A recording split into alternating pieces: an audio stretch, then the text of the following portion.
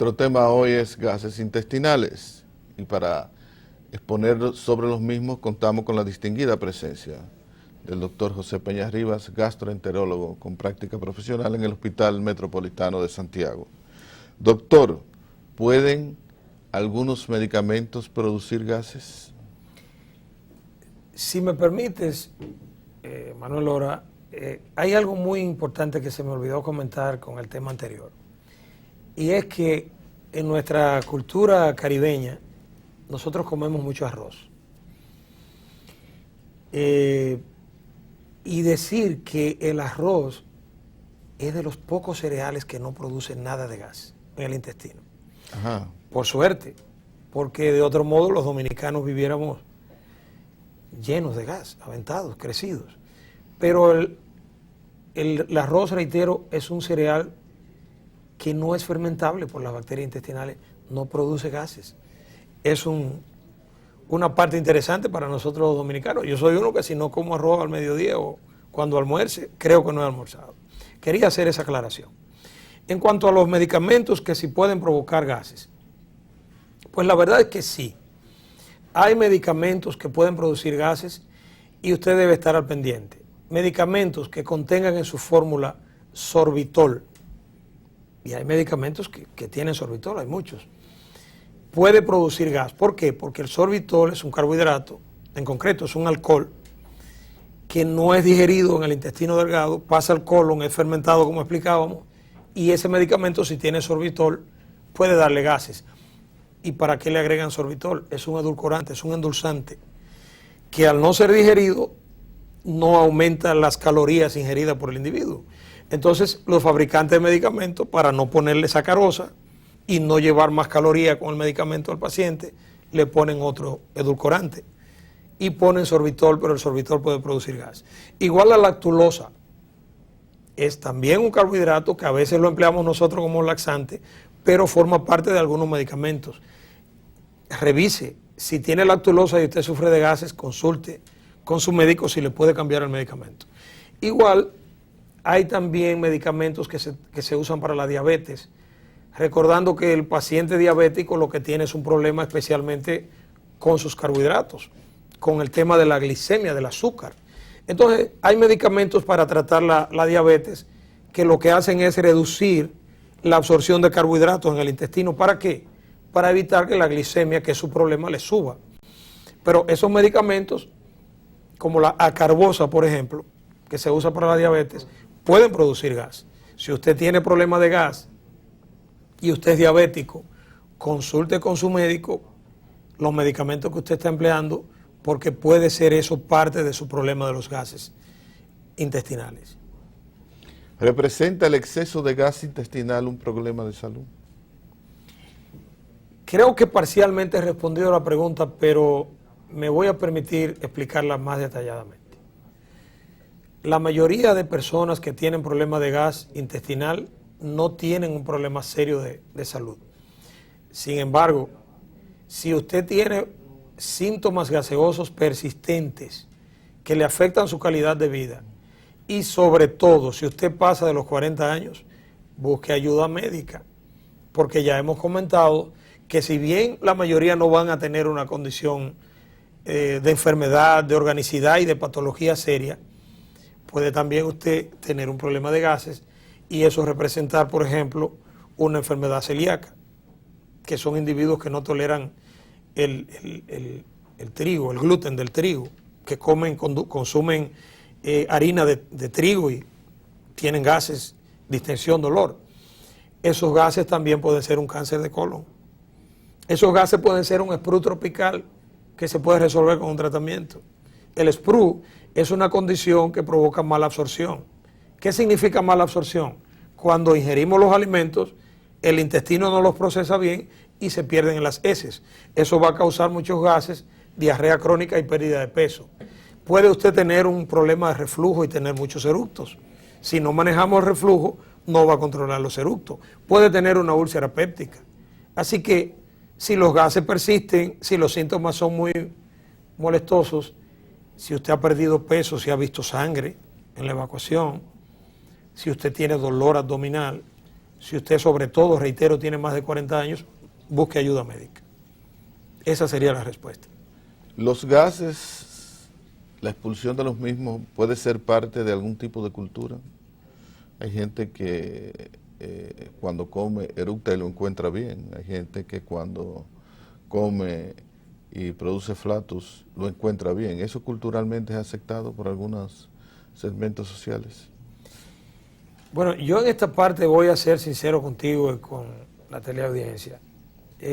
Desconozco si eructar durante la comida o después de comer o incluso expulsar flato en algún momento, en algunas culturas, en algunas sociedades, es socialmente aceptable. Okay. Si tú tienes el referente, si tú has leído alguna vez, no pero lo he leído. Pero lo se me desconozco. ocurrió la pregunta. Sí, lo cierto es que lo desconozco y considero, opino, que posiblemente no. Aunque ya sabes tú cómo es de variable las costumbres en los distintos grupos humanos y sociales, es posible que por ahí eructar después de comer, sin pasarte mucho tal vez, sea un acto de buena educación. Sacar un poco de gas del que has echado, pero lo desconozco. Muy bien. La distensión abdominal es ¿cuándo debe ser considerado, yo quiero que tú me reiteres, como un problema para buscar ayuda profesional? ¿Cuáles son los patrones que yo debo pensar que, como mi barriga está muy distendida, debo buscar ayuda, que ya no es un concepto fisiológico, sino es un concepto que además de un retardo fisiológico puede tener un trasfondo patológico de importancia? Posiblemente lo que te va a dar la pauta en cuanto a esa pregunta en concreto, y esto es muy frecuente, mucha gente va con nosotros quejándose de que tiene su abdomen distendido. Y ya te comentaba que en la mayoría de casos objetivamente no está distendido. Es una percepción, es un síntoma, es subjetivo. Pero ¿cuándo usted debe darle más importancia al tema de la distensión, la sensación de sofocación, de llenura? Especialmente cuando hay cambio en el patrón evacuatorio.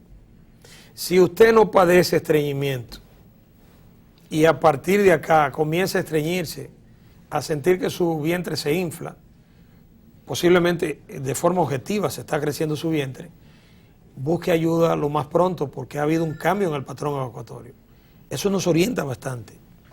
Y entonces ya nosotros nos encargamos, por vía de analítica, de algunos estudios, de exámenes complementarios, de imágenes, etcétera, de investigar si hay organicidad. Pero posiblemente lo que te pudiera orientar más y orientar a nuestros amigos que nos ven en este interesante programa es cambio en el patrón evacuatorio. Y otro dato, si usted le baja el apetito con estos síntomas, si usted pierde peso, oiga, no se detenga, busque ayuda, porque podemos estar frente a una enfermedad orgánica importante. Tú tocaste un tema interesante que es el patrón evacuatorio. El patrón evacuatorio desde que el individuo nace hasta que muere es un concepto de constante o con la edad ese concepto tiene una variación fisiológica. Hay una variación fisiológica importante en el patrón evacuatorio, porque se ha demostrado que tiene mucho que ver con la cantidad de fibra que usted ingiere, con su nivel de actividad física, si usted lleva una vida sedentaria o por lo contrario lleva una vida activa. Hasta el consumo de líquido le puede afectar su patrón evacuatorio. Pero no obstante que esas variables, que están bien definidas, que pueden afectar la evacuación, hay también una condición del individuo, que es genética, que es propia. Hay personas que nos dicen en la consulta, doctor, yo voy al baño 3 veces al día, y eso para mí es completamente normal. Si voy una sola vez, siento que mi patrón se ha alterado y pueden tener razón. Pero en el otro extremo está el que le dice, doctor, yo no evacuo diario. Yo voy interdiario a defecar y ese puede ser su patrón. Así que aquí se mezclan factores genéticos propios del individuo, pero las variables mencionadas, sobre todo el consumo de fibra, es de lo más importante con todo esto, Manuel. Porque si te descuidas con el consumo de fibra, es muy posible que vayas a tener constipación o estreñimiento. Y bueno, eso acarrearte otras condiciones y complicaciones que ya serían tema de otra reunión en este programa tuyo. Pero hay que decirle a la gente que deben consumir fibras, frutas, vegetales. Y la gente cree que consumirlo una vez al día es suficiente, pero no es nada suficiente. ¿Cuánto de fibra debemos consumir al día? De 25 a 30 gramos entre frutas y vegetales. ¿Y cuántas raciones eso supone al día en promedio? 4 a 5 veces. Por cierto, Manuel, ¿cuántas veces tú consumes fruta y vegetales al día? Para tener una idea. Yo consumo vegetales una vez al día, frutas consumo muy pocas. Estamos lejos. Las raciones... O sea, aquí no existe una cultura que yo me recuerde en el proceso de formación de mi patrón cultural. No era costumbre tener muchas frutas disponibles como postre después de la comida, sino nosotros teníamos postres elaborados después de la comida. Hay cuestión de cultura, de costumbres, pero ¿cuántas raciones promedio necesitarías para alcanzar 25 a 30 gramos de fibra, que es la provisión que debemos tener, que es la demanda orgánica? O sea, ¿cuánto yo debería consumir? Por ejemplo, 4 a 5 raciones entre fruta y vegetales. ¿Y qué es una ración de frutas? ¿Es una fruta? ¿Es una porción de frutas mixtas? Es una porción de frutas mixtas y es vegetales con los alimentos. Esas son raciones. ¿Cuáles son las frutas que más fibras dan? Lechosa, la ciruela, muy importante, amigos televidentes. ¿La ciruela procesada o la fruta que se llama ciruela? La ciruela procesada y la fruta, los dos, aportan bastante fibra. Bastante fibra. Pero la lechosa, la piña, la naranja dulce con todo y gajo. Oiga, eso es impresionantemente favorable para el que tiene estreñimiento. Pero la ciruela sobre todo, hay hasta formulados en medicamentos con ciruela. Pero básicamente lechosa, piña, preferentemente dulce, obvio. El melón, que ya dijimos que tiene mucha fructosa y puede dar gases. Así que las fibras tropicales, casi todas tienen fibra, pero habría que decir que la lechosa es una interesante fuente de fibra y no provoca gases. Qué interesante. O tiende a producir muy pocos gases. La lechosa es una excelente fruta, tiene poca fructosa.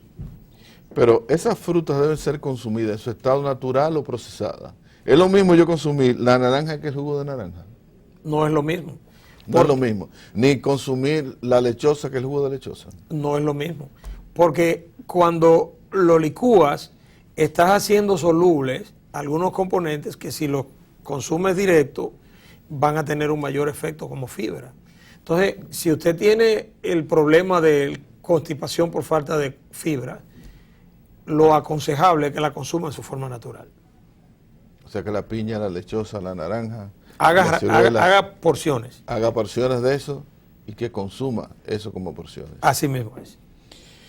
Cuando tú hablaste de patrón evacuatorio, se me ocurrió el ver el volumen y la forma de las heces.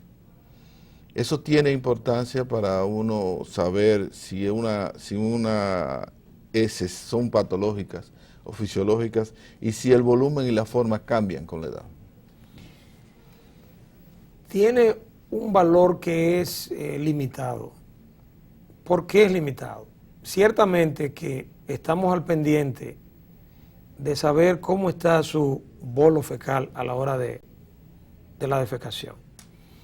Un paciente que siempre ha tenido un bolo fecal que consideramos normal, con cierto volumen, de pronto comienza a tener materia fecal delgadita, como acintadas, como decimos. Eso puede ser un dato de obstrucción colónica que pudiera representar un cáncer de colon. Pero puede ser fisiológico también. Pero a eso voy.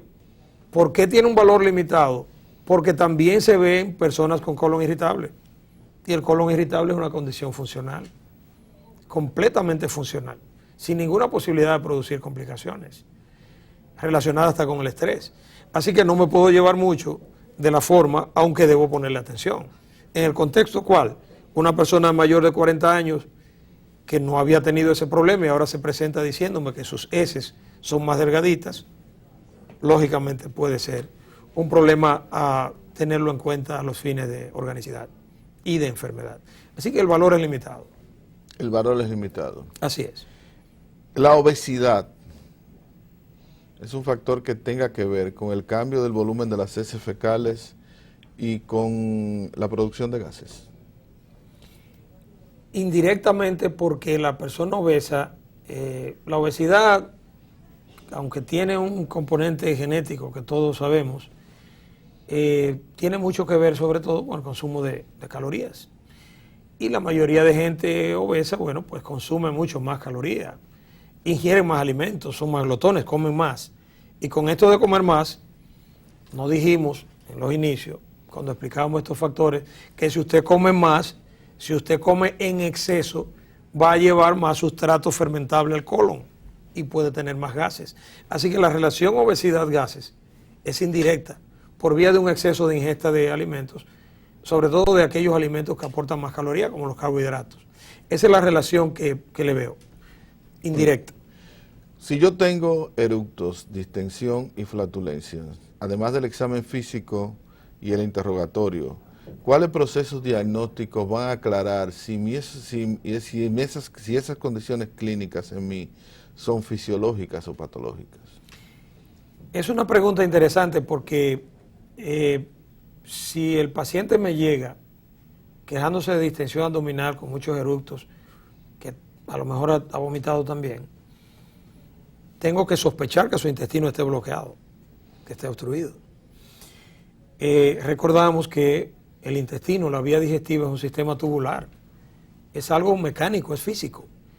Si ese sistema tubular se obstruye, lógicamente el individuo se va a distender. Pasamos una lámina por ahí donde se ve un individuo panzón. Entonces, ¿qué tenemos? ¿Qué hacemos los médicos? Me llega el paciente con un problema serio de gases, me llega distendido, me llega eructando mucho, tal vez vomitando, y yo tengo sospecha de obstrucción intestinal. Lo primero es hacerle radiografías abdominales, que debo comentarle a ustedes, a ti Manuel y a los amigos televidentes, que tenemos una forma fácil de saber cuánto gas tenemos aproximadamente en la vía digestiva, tomando una radiografía. Claro, no podemos cuantificarlo, porque clínicamente eso no es fácil hacerlo, pero yo puedo tener una idea de qué tanto gas tiene mi paciente haciéndole una simple radiografía. Con la radiografía el gas se ve cómo está distribuido en el estómago y el intestino. Así que contestando tu pregunta, si sospecho que el intestino está obstruido, tengo que hacerle radiografía simple para ver cómo está la distribución del gas. Si esa no es la situación, me ayuda bastante los estudios de endoscopía para detectar una úlcera péptica, un problema de reflujo. En el caso del colon, para detectar un tumor colónico que puede estar escondido ahí, un cáncer de colon. Así que me auxilio especialmente de analíticas primero, y tú como médico estarás de acuerdo conmigo, el primer paso es análisis. Si encuentro anemia, si veo en las heces que me están reportando grasa en exceso, bueno, comienzo a sospechar que hay una mala absorción. Sangre oculta. Si hay sangre oculta en la materia fecal, lógico, eso me pone en alerta. Así que me auxilio de analítica primero, y a partir de ahí, dependiendo cómo ande la situación, entonces comienzo a usar exámenes complementarios, que en la práctica profesional mía, el estudio de endoscopía, que es el examen interno del estómago y el colon, nos ayuda bastante porque nos permite explorar directamente esos órganos. Esa es más o menos la secuencia. Brevemente, para terminar, ¿cuáles tratamientos disponibles tenemos para tratar los eructos, la distensión y la flatulencia? A lo largo de esta explicación, de estos comentarios y consejos, hemos venido diciendo que la mayoría de gente con gases necesita una educación para alimentarse, una orientación. Y depende más de esas orientaciones el resultado, el beneficio que podamos obtener frente a este problema, esas orientaciones generales de lo que hemos hablado en cuanto a masticar bien el alimento, comer despacio y sobre todo evitar los alimentos flatulógenos que ya hemos mencionado, hacer ejercicio, ayuda al movimiento intestinal. Esas medidas generales son sumamente importantes. Incluso hasta posiciones, te cuento. Se aconseja que si usted tiene un problema de exceso de gas, usted acomodarse en el piso y llevar sus rodillas hacia adelante y hacer movimientos de vaivén hacia adelante y hacia atrás eso puede ayudar a la expulsión de los gases. Aparte de eso, en algún momento comenté que los medicamentos no son muy efectivos. Hay un medicamento, y no sé si tengo el tiempo para... Por cierto, lo tengo en pantalla ahora mismo. Hay un medicamento, respondiendo a tu pregunta, Manuel, que se llama simeticona, que es el principal antigas que empleamos como medicamento. Pero su efecto es limitado. Si usted no toma aquellas medidas generales con el cambio del estilo de vida y de alimentación y de ejercicio, etcétera, el medicamento va a ayudar poco. Pero nos auxiliamos de la simeticona que está en pantalla, y otro medicamento que está disponible en el mercado es el carbón activado, que ayuda mucho, sobre todo cuando el gas es en el intestino. Cuando el gas está arriba en el estómago, ayuda más la simeticona. Hay muchos medicamentos por ahí que contienen antigas, que es la simeticona. A veces usamos procinéticos. ¿Qué son los procinéticos? Son medicamentos que aumentan el vaciamiento del estómago hacia el intestino delgado. Eso lo usamos muy frecuente y ayuda bastante en muchos pacientes con el problema de los gases. Posiblemente, como me has dicho que con esta última pregunta tenemos como el tiempo limitado, si me lo permites, yo quisiera decirle a nuestros amables televidentes, que con el tema de los gases no sea muy tímido. Si usted tiene síntomas relacionados con gases y son persistentes, háblelo, busque ayuda, no tenga vergüenza, vaya al médico. Pero sobre todo si el apetito le ha bajado, si usted tiene más de 40 años y le ha cambiado el patrón evacuatorio, si usted ha perdido peso, ojo, si usted ve sangre en la materia fecal, oiga, no se detenga. No se lleve de aplicarse cremita para hemorroides, porque un sangrado anal es hemorroide. No, vaya al médico y chequee, porque eso puede ser un cáncer de colon. Recordando, sin embargo, que la mayoría de gente con gases no tiene una enfermedad seria. Bien, gracias a usted, doctor, por habernos permitido su presencia hoy, y gracias a ustedes por habernos permitido entrar a sus hogares. Hasta luego.